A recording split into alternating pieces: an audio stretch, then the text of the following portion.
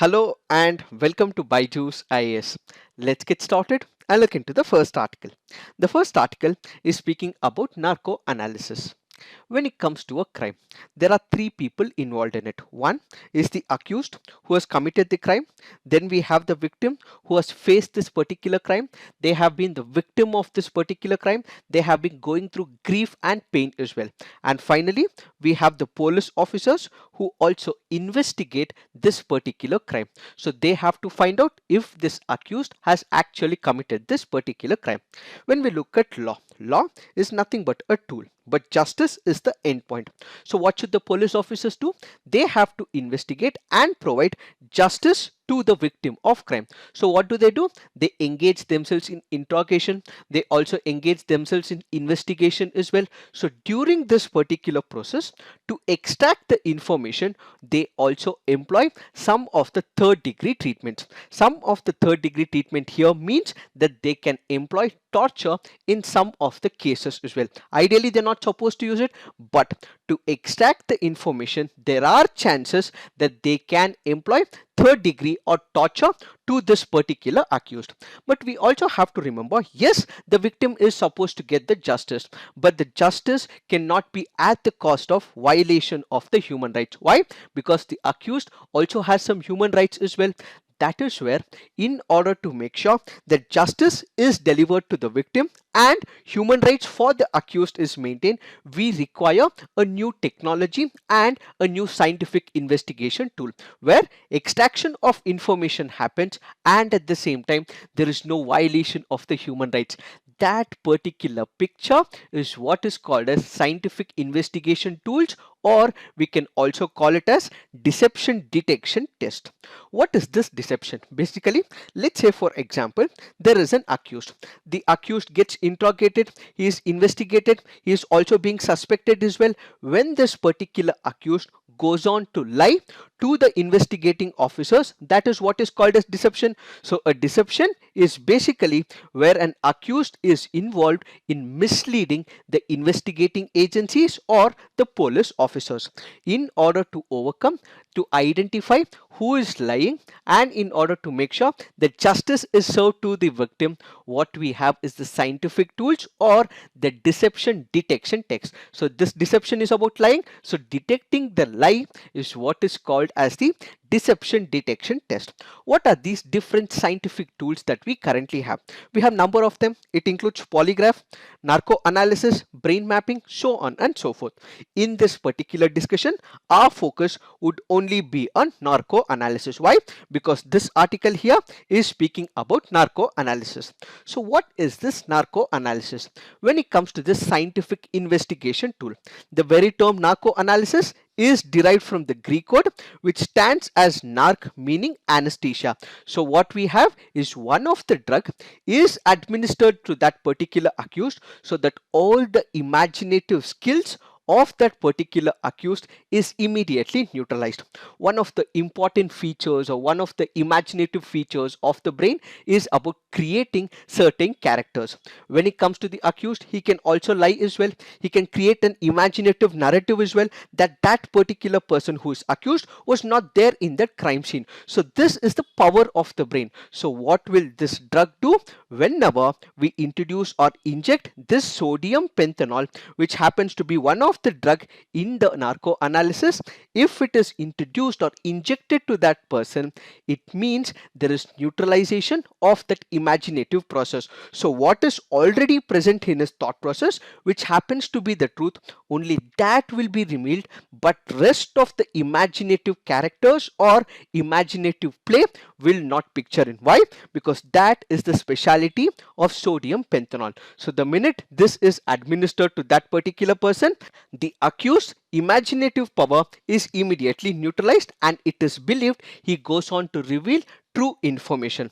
But we also have to remember, whenever this particular narco analysis is put up on that person, the personal consent of that particular subject or the person who is going through it will have to give voluntary consent to it. When this particular drug is being administered, there is a particular dose that is also prescribed as well. This depends on the person's sex, it depends on the age, the health and the physical condition. Why is this important? in case this particular dosage, if it is given to that particular person, is not right, it can also result in coma as well as death as well. So it is very important that we know the age, we know the physical strength of that person, and suitable administration of dosage is required when it comes to the sodium pentanol. Also remember, in India, whenever the narco analysis test is being conducted, we have the anesthesiologist, a psychiatrist, a forensic psychologist, an audio videographer, and the supporting staff as well. Why? Because all these people are required for that particular scenario to be recorded, and the same to be given to the investigating agencies. So the forensic psychologist prepares this entire report about the revelation made by the accused and ultimately gives it to the investigating agency.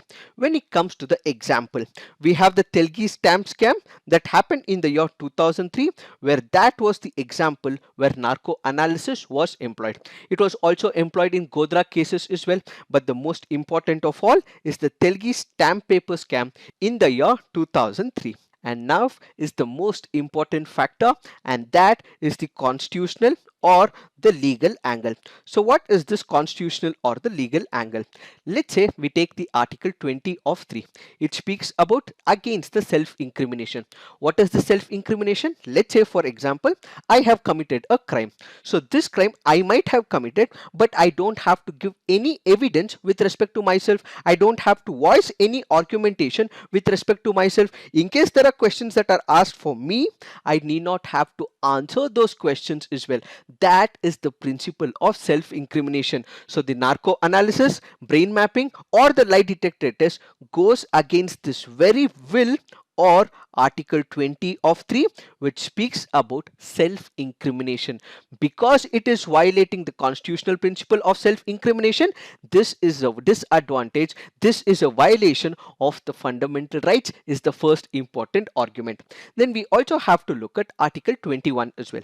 Article 21 speaks about right to privacy. So it means I don't have to reveal information that is present in my thought process. If the drug is given, if there are questions that are asked and these are intricate questions, it means it is violating right to privacy as well. So under article 21, right to privacy is a fundamental right. If these questions are asked and I reveal some of the intricate information, it is against the self-incrimination principle and also violating the right to privacy as well. It also constitutes mental torture, which is an aspect of right to live with dignity, and that is again violated as well. So the deception detection test amount to the invasion of the privacy, as it involves eliciting personal information from that particular accused person which is only known to him as well.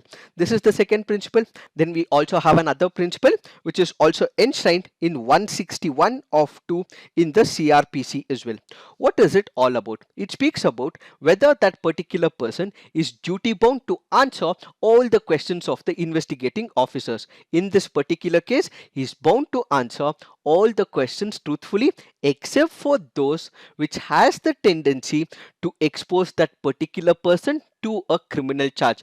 In these issues, he need not have to answer the question and he has every right to silence as well. These are some of the important principles when it comes to the constitution and when it comes to the law as well. Now, what we have to understand is with respect to some of the international laws in line with the constitutional and the legal perspective. We have the Fifth Amendment to the US Constitution. It provides that no person shall be compelled in any case to be a witness against himself. We also have the International Covenant on Civil and Political Rights of 1966, which India is a part of, and according to one of the articles 14 clause 3 of G, it clearly goes on to say that any person need not be compelled to testify against himself or to confess guilt when it comes to the criminal act. So these are some of the international laws in line with our constitutional principles as well as legal principles as well. Now is the important factor, that is with respect to the Supreme Court judgments as well. That is what is mentioned under this article as well. So when it comes to the Supreme Court judgment, we have one of the landmark judgments given by the Supreme Court of India.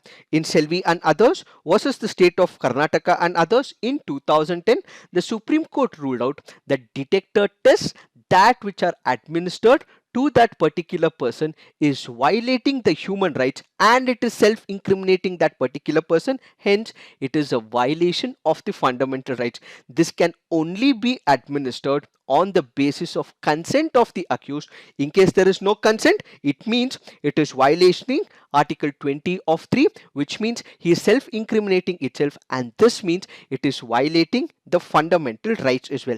The Supreme Court further went on to say that this is a restraint on the personal liberty of that particular person when it comes to Selvi versus the state of Karnataka. Then we have another judgment given by the Supreme Court in Nandini Satpathy versus PL Dunn. What is this judgment all about? According to this judgment, every person has the right to silence when there are questions that are being shooted by the investigating agencies, which means, as we initially discussed, there is right to silence, says this particular judgment. These are some of the important judgments that which have been given by the Supreme Court of India. Now what we have to look at is advantages, or why we have to improve or use all these scientific investigation tools. When you look at this society, there are regions where there is utter chaos as well. We might have taken the recent example of rapes that are happening in India. The criminal scope is expanding as well. The crime rate is increasing as well, and innocent people are the victims in most of these cases. So what we require is increase in the conviction rate and crimes to be dropped in the society. So one of the factors that can help us do this is these investigating tools. Why? Because let's say, for the example, this person has not actually committed that particular murder, or he has not committed any act of theft or a heinous crime as well. If he is not committed, what is the problem to give this particular evidence? So what will happen? The crime rate will also come down, and what we will also have, conviction rates going up as well. In case that person is not committed, he should be free to give this particular investigation tool to the police officers or the investigating agencies. But we also have to understand this is an advantage, but there is disadvantage as well. What are those disadvantages? As we initially discussed, there is a dosage that will have to be given to that particular person.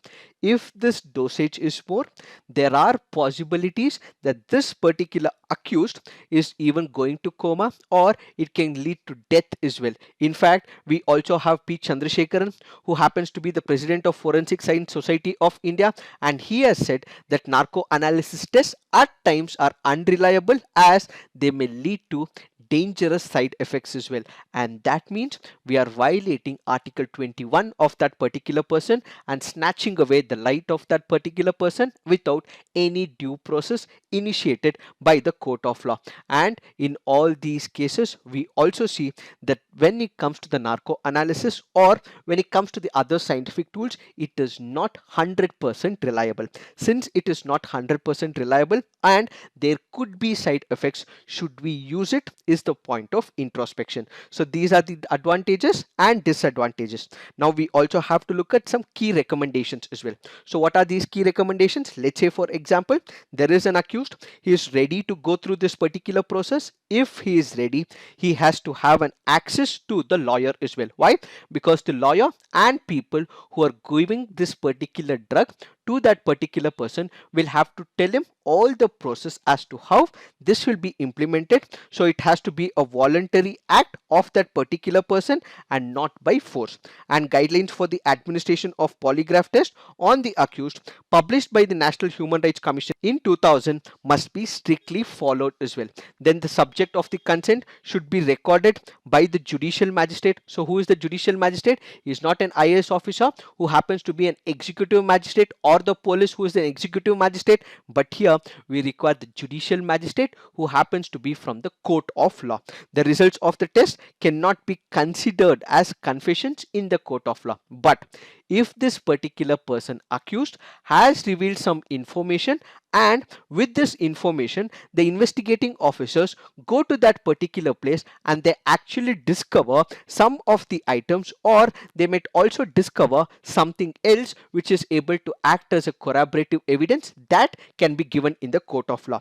Concessions cannot be given, but if this accused has revealed some information and they've got some evidence, that evidence can be given in the court of law. These are some of the arguments with respect to the accused.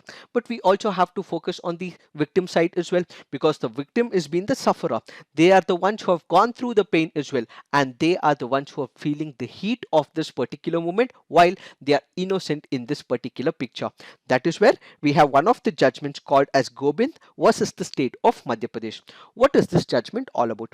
This speaks about two important aspects. One is in terms of privacy, the other is in terms of public interest. So what is the picture of privacy? It says yes, every person has the right to privacy, but if this privacy can give right to another important parameter, that is public interest, then when you weigh both these together, public interest will have more advantages, it will have more weightages. So there is a possibility that right to privacy can also be violated.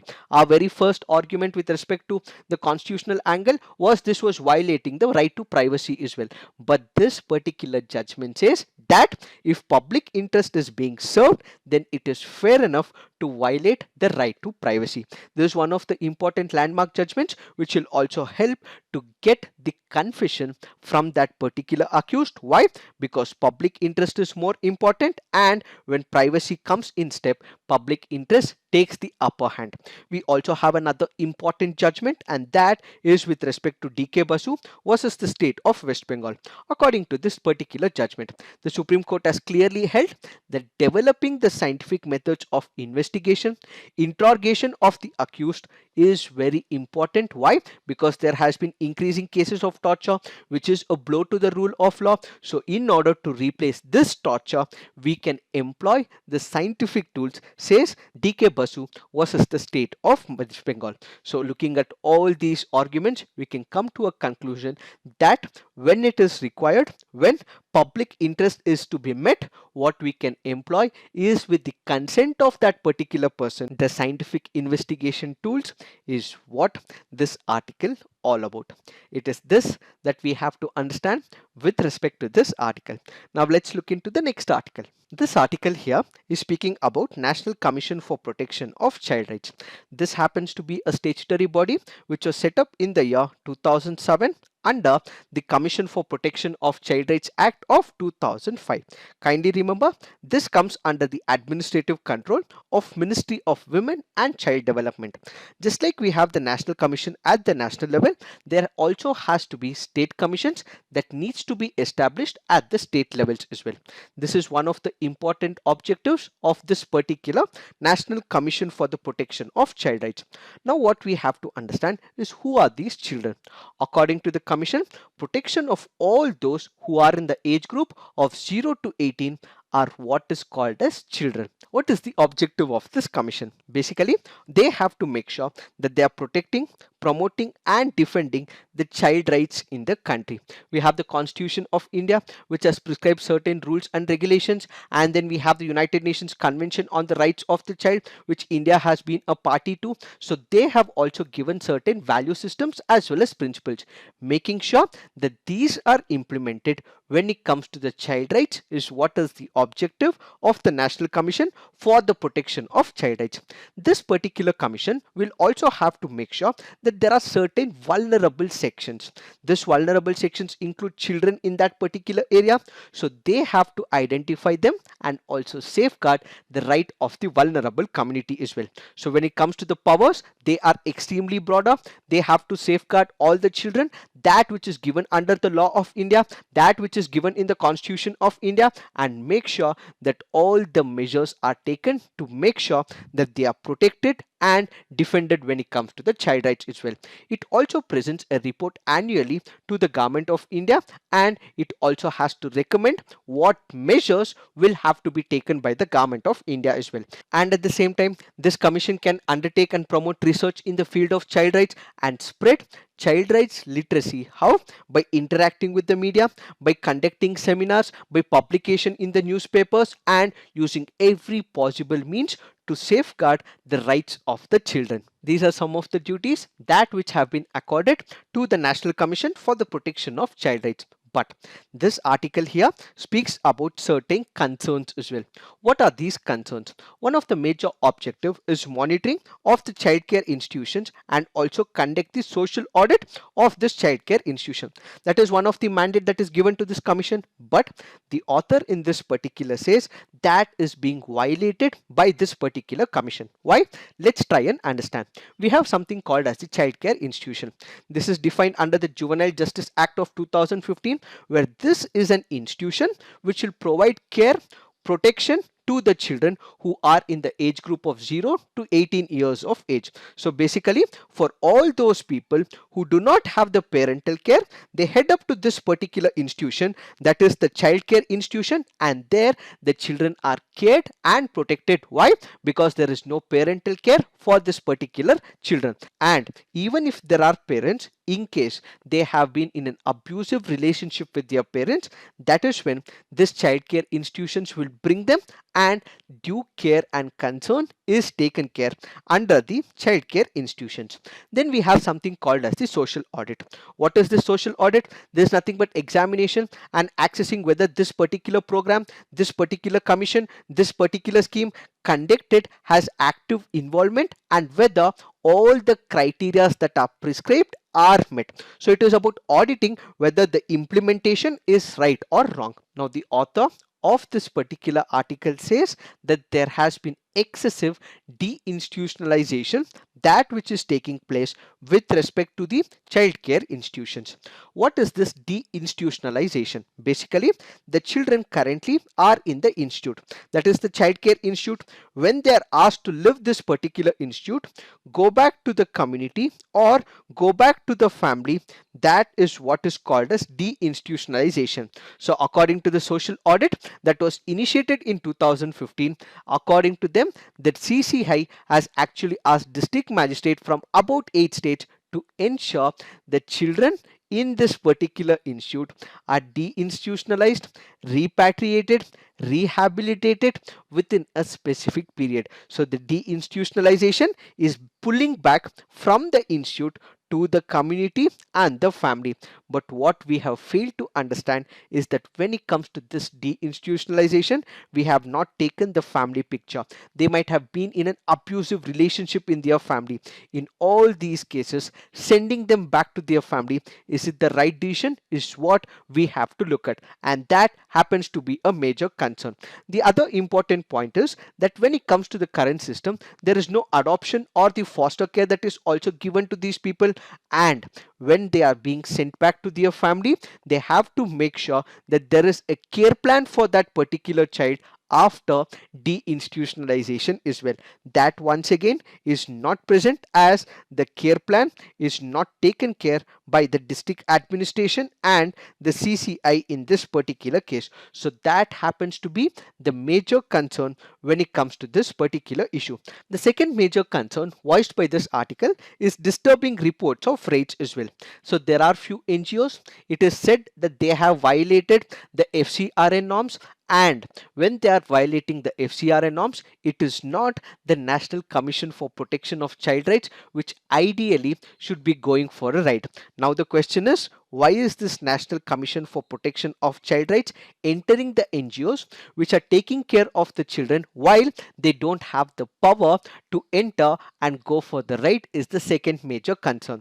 Ideally, what should they do? They should be taking care of the children, and in case there are NGOs which are doing it, they should be supportive for that particular cause. If there is any violation of the FCRA, suitable organizations and institutions will have to take care of it. And why is that this particular commission is raiding, is the question asked by the author. And at the same time, it also says that this particular NGOs that were raided were those NGOs which had questioned the government when it comes to the National Register of Citizens, the Citizen Amendment Act, and that is why they have been targeted, says this very editorial.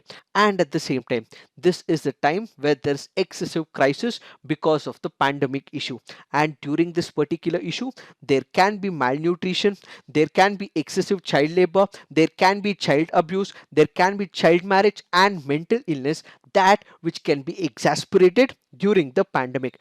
It is the commission that has to take care of the children. Instead of taking care of this, why are they riding or why are they deinstitutionalizing is the concern voiced under this article.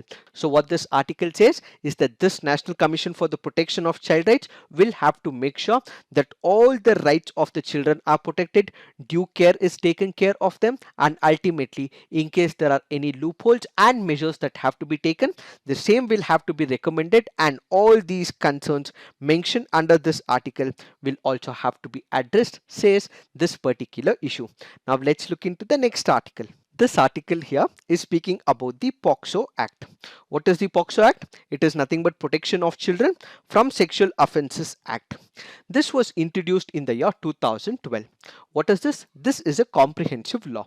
It has two important objectives. One is protecting the children from the offences like sexual assault, sexual harassment and pornography, and at the same time, in case there is some sexual violence and in case there are children who have to give the evidence to the police officers or the investigating agencies, they have to make sure that there is a child friendly mechanism for taking the evidence, investigation, and there is speedy trial of offences through designated special courts. Also remember, when it comes to the POCSO Act, it is gender neutral in nature. So the victim of this crime can be a boy as well as a girl when it comes to the gender neutrality. What is this article all about? This article is speaking about section 29 of the POCSO Act. So this section 29 is speaking about the culpability of that particular person when he has committed a crime against a child.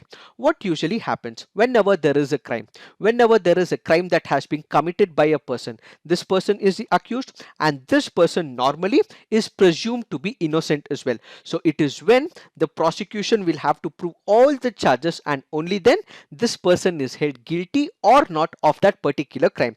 But when it comes to section 29 of the POCSO Act, it clearly says that initially the prosecution need not have to prove the charges, but initially this particular accused is assumed to be guilty.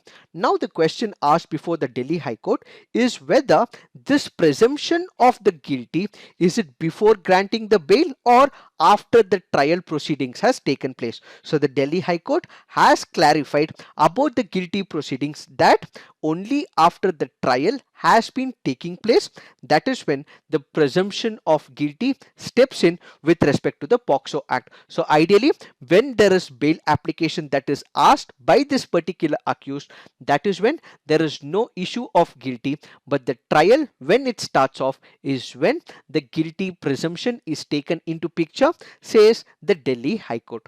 It is this that we have to understand with respect to this article. Now let's look into the next article. This article here is speaking about IBC, that is Insolvency and Bankruptcy Code. What is this insolvency? Let's say for example I am running a company. I have taken a loan of about 10,000 crores. I am not able to repay back to the bank or to number of creditors who have given this particular loan to me. I have become insolvent, which means I am the debtor. I am not able to pay back this particular loan that I owe to the banks or to a particular person. That is what is called as insolvency. So when I am not able to pay back, that is when insolvency proceedings will be taken care. One of the law that we have when it comes to insolvency proceedings is the Insolvency and the Bankruptcy Code. So this is used both for the individuals as well as for the organizations. As of 2015, insolvency resolution in India nearly took about 4.3 years on an average for the insolvency proceedings. Let's say for example, there is a company which has gone completely insolvent or bankrupt, and in that particular case, whenever the proceedings are started off, the conclusion of the proceedings with respect to the law and the mandate of the court usually used to take about 4.3 years in India. But when you look at United States of America, the average is about 1.5 years. When you look at United Kingdom, the average is about 1 year, and that is where India was comparatively back and it was taking a lot of time. That is the primary reason investors from the foreign companies were not investing in India. And now, with the introduction of this insolvency and the bankruptcy code, what we have is a time bound process to resolve all the insolvency. So, whenever there is a default in the repayment process, the creditors gain control over the debtors' assets and must take decisions with respect to the insolvency resolution. In this particular article, the article goes about speaking some of the advantages of this insolvency and bankruptcy code. The minute this was initiated in 2016, and the author goes on to say that this has become a key legislative reform which has helped in India to gain high growth trajectory. That's the first advantage. The author further goes on to say, because we have been able to ease it out, because we have a law which has replaced multiple other laws where there was lot of ambiguity in the previous environment, what we now have is increase in the foreign direct investment. Why? Because there was couple of laws in the previous instances up until 2015. All these laws were replaced and all the ambiguous laws were done away with, and we have one single law when it comes to the insolvency proceedings. Because we have insolvency proceedings law which is single, which is not ambiguous in nature, what we have is increasing when it comes to the foreign direct investment. We also have the IBC along with the goods and services tax, which has actually increased the ease of doing business. According to the resolving insolvency index, India's ranking improved to 52 in 2019 from 108 in 2018, and this is a leap of about 56 places. Further, the recovery rate when it comes to the insolvency has also improved threefold from 26.5% in 2018 to 71.6% in the year 2019 as well. And when we look at all this, the average number of years, which was 4.3, has now been reduced to about 1.6 years in the year 2019. So these are the major advantages when it comes to the insolvency and the bankruptcy code. But there are some concerns as well.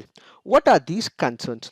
We have the COVID-19 times. So this means there are suspension of certain activities when it comes to the government. Why? Because they have to give boost to the economic activities in the environment. So what are they doing right now? They have suspended the current debt obligation under the IPC. So all the fresh initiations of the insolvency cannot be taken up until 1 year.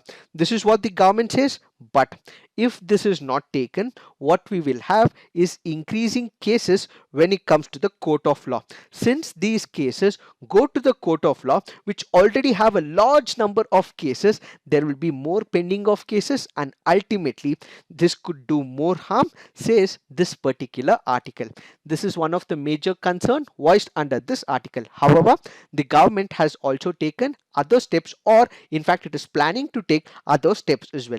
What are these steps? It is looking at decriminalization of the minor offenses. Let's say for example, if there is an organization, or let's say for example there is an individual who wanted to do something good, but he has taken a step, but this particular step has resulted in something bad as well. So ultimately there is loss to the person who has given money, so to the creditor, in these cases where the intention is good and if the amount is comparatively less, there would be decriminalization of the minor offenses. In all the major offenses, yes, there will be penological principles, but when it comes to small offenses committed by the individual or with respect to the organization where the money is comparatively less, there will be decriminalization, says the Niti Aayog. So what will happen now is more investments. Why? Because earlier those companies which were wanting to invest in India, they were scared where criminal provisions will be enforced on them.